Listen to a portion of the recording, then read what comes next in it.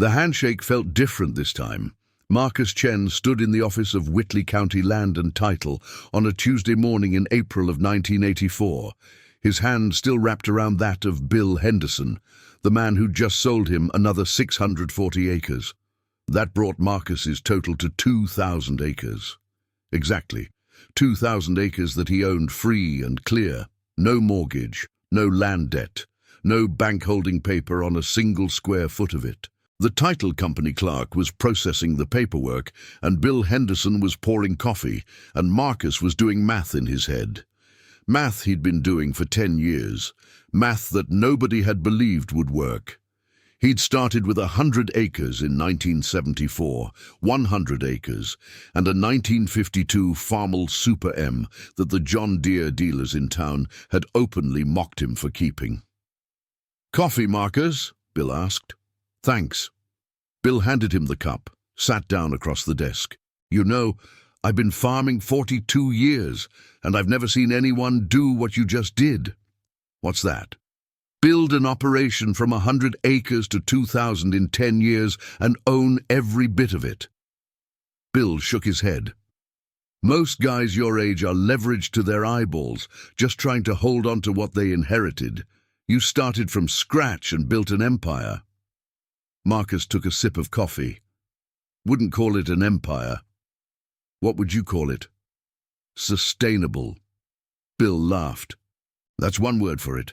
My word would be impossible, but here we are."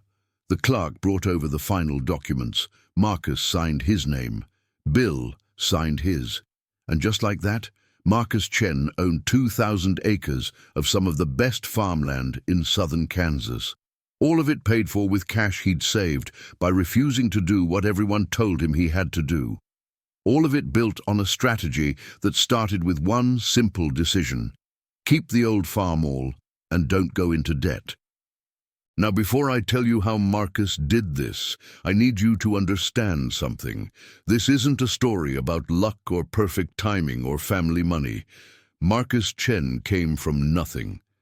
His parents were immigrants who ran a small restaurant in Wichita. He had no farming background, no inheritance, no connections.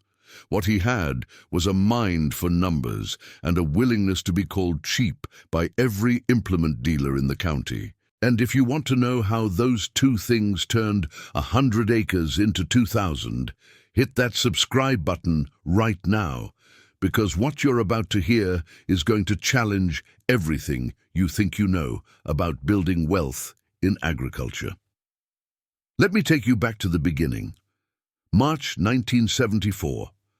Marcus Chen was 26 years old, working as an accountant in Wichita, and completely miserable. He'd gotten his degree, landed a good job at a mid-sized firm, and discovered within 6 months that sitting in an office adding up other people's money was going to slowly kill his soul. He wanted to build something, own something, create something with his hands that existed in the real world, not just on paper.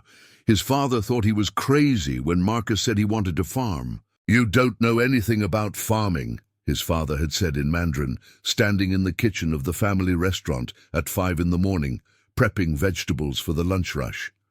"I can learn." "With what money?" "Farming takes land. Land costs money we don't have.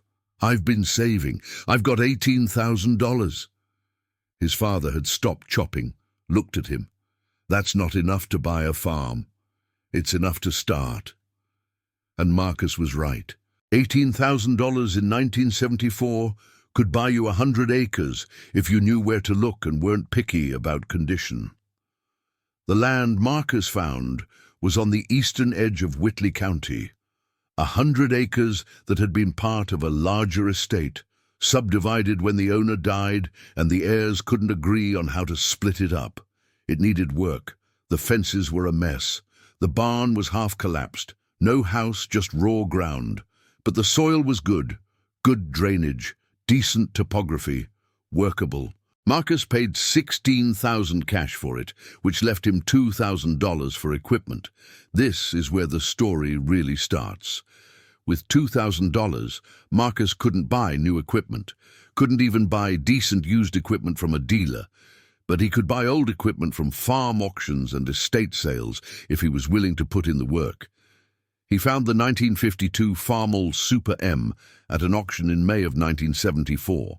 It was sitting in the back corner of a barn, covered in dust, one tire flat, battery dead. The auctioneer barely mentioned it. "And this old Farmall here, lot 86, sold as is where is, buyer removes. Do I hear 300? Marcus raised his card. Nobody else bid. He got it for $300. Over the next 2 months, working evenings and weekends while he still had his accounting job, Marcus brought that tractor back to life. He'd never worked on an engine before, but he bought manuals, watched other farmers work, asked questions, learned, new battery, oil change, carburetor rebuild, spark plugs, points and condenser, brake adjustment, new tire, complete grease job, total investment in parts, $240. By July, he had a running tractor for $540 total.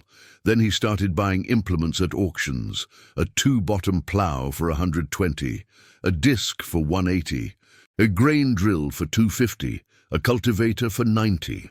By August, Marcus had about $1,200 invested in equipment, and he was ready to farm. He quit his accounting job, moved into a small apartment in town, and started his new life. The John Deere dealer in Whitley heard about it through the grapevine, a new farmer starting out with old international equipment. The dealer, a man named Rick Chambers, thought it was hilarious. "Kid's going to learn the hard way," Rick told people. "You can't build a farming operation on junk equipment and wishful thinking. He'll be broke inside 2 years. Marcus didn't care what Rick Chambers thought. He was too busy learning to farm. He planted 50 acres of wheat that fall and 50 acres of soybeans. He did all his own field work, all his own maintenance. He lived cheap, ate simple, saved every penny. That first year, after expenses, he cleared about $4,000. $4,000 that went straight into savings. Most farmers would have used that money as a down payment on more land or newer equipment, would have leveraged it to expand faster. Marcus did something different. He saved it. Because Marcus the accountant understood something that most farmers didn't want to hear. Compound growth through reinvestment beats leverage through debt every single time, but only if you can resist the temptation to spend. Year 2. Marcus cleared $5,200, saved it all. Year 3, $6,000, saved it all. Year 4, $7,800, saved it all. By the end of 1978, Marcus had $31,000 in the bank, free and clear, earning interest. And that's when he made his first expansion. A neighbor, an older farmer named John Pritchard, wanted to retire but didn't want to sell his land to some out-of-state investor. He had 160 acres adjacent to Marcus's 100. "I'll sell it to you for $40,000, John had told Marcus over coffee. "But I can't carry the contract. I need cash. I'm moving to Arizona to live near my daughter." "I can pay cash," Marcus had said. John had blinked. "You're what, 30 years old? You've got $40,000 cash?" "I've got $31,000 saved. I can borrow $9,000 from my parents." "Your parents have that kind of money?" "They've been saving their whole lives. And they'll lend it to me interest-free if I promise to pay them back within 2 years. John had studied him for a long moment. "You're serious." "I'm serious." They shook hands. Marcus bought the 160 acres for cash, paid his parents back in 18 months, and now he had 260 acres all owned outright. The Farmall Super M was still running strong. Marcus had rebuilt the engine over the winter of '77, done a complete overhaul, and it was pulling his expanded acreage without complaint. Rick Chambers heard about Marcus's expansion and drove out to see him one afternoon. "Marcus, heard you bought the Pritchard place. Congratulations." "Thanks. You know, now that you're getting bigger, you really should think about upgrading your equipment. I've got some good deals on used John Deeres. That old Farmall's going to hold you back." Marcus was greasing the tractor at the time, didn't stop working. Tractor runs fine, but it's not efficient. You could cut your field time in half with something newer. Could I cut my debt in half too? Rick laughed uncomfortably. Debt's just a tool, leverage. It's how you grow. I'm growing just fine. By being cheap, Rick said, and there was an edge to his voice now. By farming with equipment that should be in a museum. By nickel and diming your way through life. Marcus stood up, looked at him. I paid cash for 160 acres last month. How many of your customers can say that? Rick didn't have an answer. He just got back in his truck and drove away. But the story spread. Marcus Chen is cheap. Marcus Chen farms with junk. Marcus Chen thinks he can compete with equipment from the 50s. Marcus didn't argue, just kept farming, kept saving. Here's what I need you to understand, and this is critical. The implement dealers, the banks, the whole agricultural financing system, they're built on the assumption that farmers will spend money to make money, that you need to leverage debt to grow. That cheap equipment means cheap results. But Marcus Chen was proving something different. He was proving that in agriculture, the guy who saves the most grows the fastest, not the guy who spends the most. If this is making sense to you, if you're starting to see the game differently, hit that like button and drop a comment telling me what you're saving money on right now that everyone tells you you should be spending on. The years from 1979 to 1984 were the most important years of Marcus's strategy. This was when the farm crisis hit, when interest rates went through the roof, when land values crashed, when farmers who'd expanded on debt lost everything. Marcus watched it happen, watched neighbors foreclose, watched equipment auctions where brand new tractors sold for half what farmers owed on them, watched families pack up and leave land that had been in their families for generations, and Marcus kept saving. 1979, cleared $9,000, saved it. 1980, cleared $11,000, saved it. 1981, cleared $8,000 in a bad year, saved it. 1982, cleared $13,000 when prices bounced back, saved it. By early 1983, Marcus had over $90,000 in savings, and land prices had crashed. Farms that would have cost $100,000 in 1978 were selling for $60,000, $50,000, sometimes $40,000 in foreclosure sales. Marcus started buying. First, 120 acres from a bank foreclosure, paid $38,000 cash. Then, an 80-acre piece that bordered his existing land, paid $29,000 cash. Then another 160 acres from a farmer who was retiring and wanted out before things got worse, paid $54,000 cash. By the end of 1983, Marcus owned 620 acres, all of it paid for with money he'd saved by living cheap and farming with a tractor that the dealers said couldn't compete. Let me pause here and tell you about the Farmall Super M, because this is important. By 1983, that tractor was 31 years old. Marcus had owned it for 9 years, and in those 9 years, he'd rebuilt the engine twice, replaced the clutch once, gone through the hydraulic system, rewired the electrical, painted it twice, and replaced virtually every wear component. Total investment in that tractor over 9 years, about $4,500, including the original purchase price. A farmer who'd bought new in 1974 and traded up every 5 years would have spent over $80,000 in equipment payments alone over that same period. Marcus had saved $75,000 by keeping the old Farmall, and he'd used that $75,000 to buy land that would appreciate in value instead of equipment that would depreciate. That's the strategy nobody talks about. That's the math the dealers don't want you to do. In 1984, when Marcus bought that final 640 acres from Bill Henderson and crossed the 2,000-acre threshold, Rick Chambers drove out to Marcus's farm. Marcus was in the machine shed working on the Farmall, 32 years old at this point, still running, still working. Rick got out of his truck, walked over, stood watching for a minute. "Marcus." "Rick. Heard you bought the Henderson place." "I did. 2,000 acres now." "That's right." Rick was quiet for a moment. "I owe you an apology." Marcus looked up from the hydraulic line he was replacing. "I called you cheap," Rick continued. "Called your equipment junk. Told people you'd be broke inside 2 years. That was 1974, 10 years ago. I remember. You proved me wrong, proved everybody wrong." Rick walked over to the Farmall, ran his hand along the hood.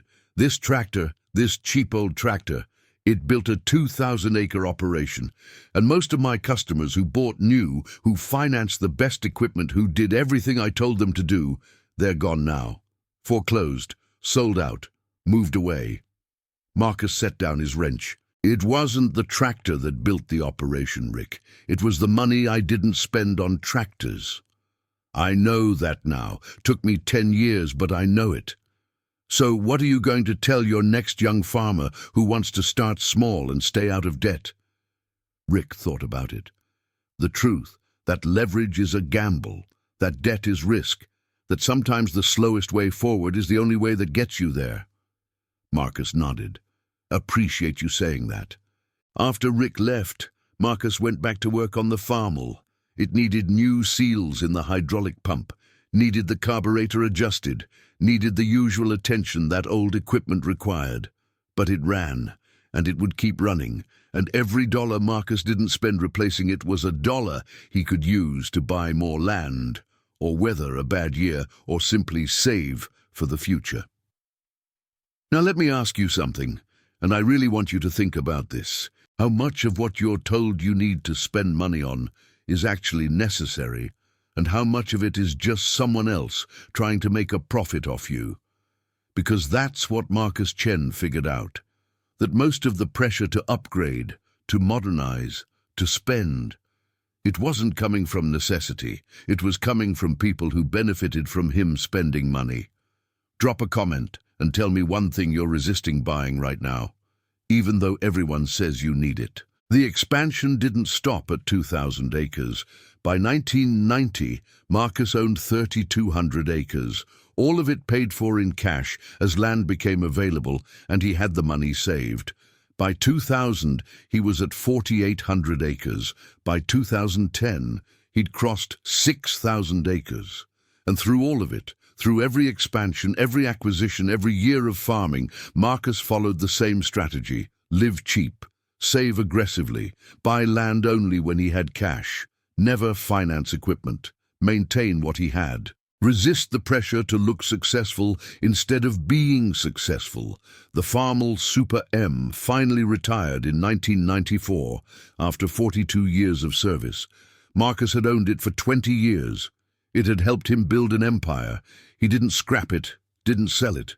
He restored it completely, painted it, made it beautiful, and parked it in a climate-controlled shed on his farm. "That tractor bought my freedom," he told his kids. "Least I can do is preserve it." In 2015, Marcus Chen was invited to speak at a young farmers' conference in Kansas City. He was 67 years old, still farming, still active in his operation. The organizers wanted him to talk about his expansion strategy, about how he'd built one of the largest privately held farming operations in Kansas. Marcus stood at the podium, looked out at 200 young farmers in the audience, and told them the truth. "I didn't build this operation by farming better than everyone else," he said. "I built it by spending less than everyone else. That's the whole secret. That's the entire strategy." He paused. Let that sink in. "In 1974, I had a choice. I could buy new equipment and look like a real farmer, or I could buy old equipment and save the difference. I chose to save the difference, and over the next 10 years, I saved enough money to turn 100 acres into 2,000. But it wasn't easy. People called me cheap, called my equipment junk, said I couldn't compete, and you know what? They were right about the equipment. It was old. It was slow. It wasn't efficient by modern standards. But they were wrong about competing, because I wasn't trying to compete on productivity. I was competing on survivability. And in agriculture, survival isn't about who produces the most.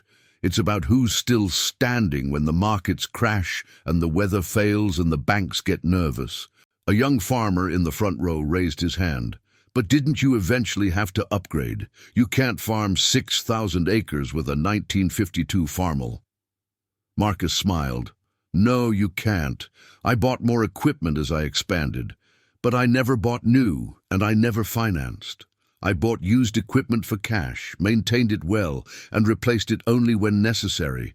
And every dollar I didn't spend on equipment was a dollar I could use to buy land. But that's so slow, another farmer said. That's like, 10 years to get to 2,000 acres? Most guys want to grow faster than that. Most guys lose their farms, Marcus said quietly. Most guys who try to grow fast end up growing broke. Because fast growth requires leverage, and leverage requires debt, and debt requires everything to go right. One bad year, one market shift, one unexpected expense, and leverage crushes you. He looked around the room. How many of you know someone who lost their farm in the 80s? Almost every hand went up. How many of those people had debt? The hands stayed up. That's my point. The game is designed to keep you in debt. The dealers, the banks, the input suppliers, they all profit when you borrow money. They want you to believe that debt is normal, that leverage is necessary, that you can't succeed without financing. But I'm living proof that's a lie. You can succeed. You can build something huge. You can create generational wealth, but only if you're willing to be called cheap while you do it. The standing ovation lasted 3 minutes. After the speech, dozens of young farmers lined up to talk to Marcus, to ask questions, to get advice, to hear more about how he'd done it. And Marcus told them all the same thing. Save more than you spend. Buy what you can afford, own what you use, and ignore everyone who tells you you're doing it wrong. Marcus Chen is 76 years old now. He still owns his farming operation, though he's semi-retired, and his sons run most of the day-to-day operations. The operation has grown to over 8,000 acres, all of it owned free and clear. No debt, no mortgages, no banknotes. And in a climate-controlled shed on the main farm, the 1952 Farmall Super M sits in perfect condition, a monument to the tractor that started it all. Every year, Marcus takes his grandchildren to see it. He climbs up on the seat, shows them how to work the controls, tells them the story of how this one piece of equipment, this cheap old tractor that the dealers mocked, changed the trajectory of their entire family. They called me cheap for keeping this, Marcus tells them, but cheap is just another word for careful, for intentional, for refusing to waste money on things that don't matter. He runs his hand along the steering wheel, feels the worn metal that his hands shaped over 20 years of use. This tractor taught me that what other people think doesn't matter. What matters is what you build, what you own, what you can pass down. He looks at his grandchildren, and that's worth more than all the new equipment in the world. So let me leave you with this final thought. Right now, someone is trying to sell you something. Equipment, technology, inputs, services, something. And they're telling you that you need it to compete, that you need it to succeed, that you need it to build the farming operation you want. But Marcus Chen proved something different. He proved that what you really need is discipline, patience, the courage to be called cheap while you build wealth. The John Deere dealers called him cheap for keeping his old Farmall. 10 years later, his 100 acres had become 2,000. 20 years later, it was 6,000. 40 years later, it's 8,000 acres of generational wealth that nobody can take away. All because Marcus Chen understood one simple truth. The money you don't spend is more powerful than the money you do. If you got value from this story, if it changed how you think about equipment and debt and building wealth, do three things for me. First, hit that subscribe button.